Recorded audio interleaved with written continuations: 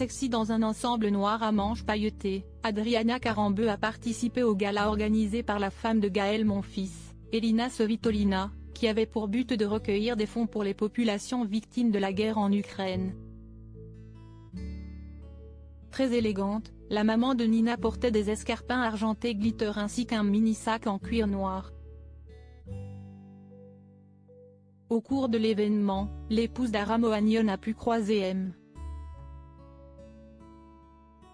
Pokora et sa femme Christina Milian, Tony Parker mais aussi Clémence Bottino et son frère Lucas.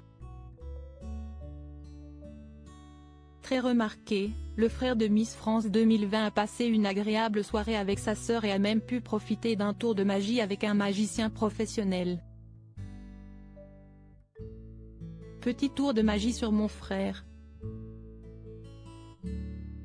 C'était fou, a confié l'ancienne protégée de Sylvie Tellier en story Instagram. Très fière d'avoir pu participer à cet événement, Clémence Bottino a indiqué, cette soirée a permis de récolter 170 000 € pour la fondation. Les lots étaient sous forme de vente aux enchères. J'ai apprécié ce concept.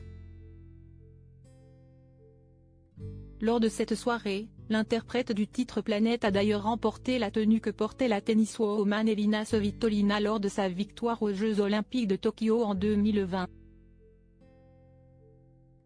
Mon cœur ne cesse de saigner fière de cette soirée et de son combat. Elina Svitolina, d'origine ukrainienne, avait partagé sa douleur et surtout ses inquiétudes à propos du peuple ukrainien.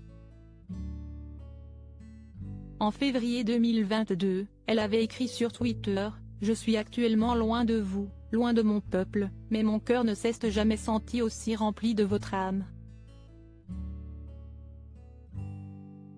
Mon peuple, chaque jour, j'ai peur pour vous.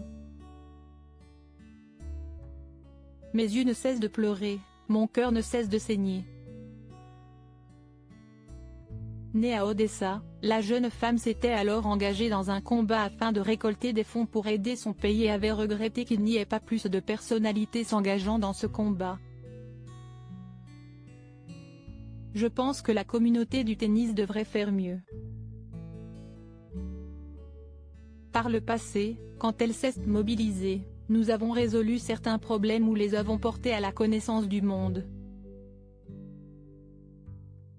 Il faut se rendre compte que des gens meurent pour défendre leur pays », avait-elle déclaré, le cœur en peine.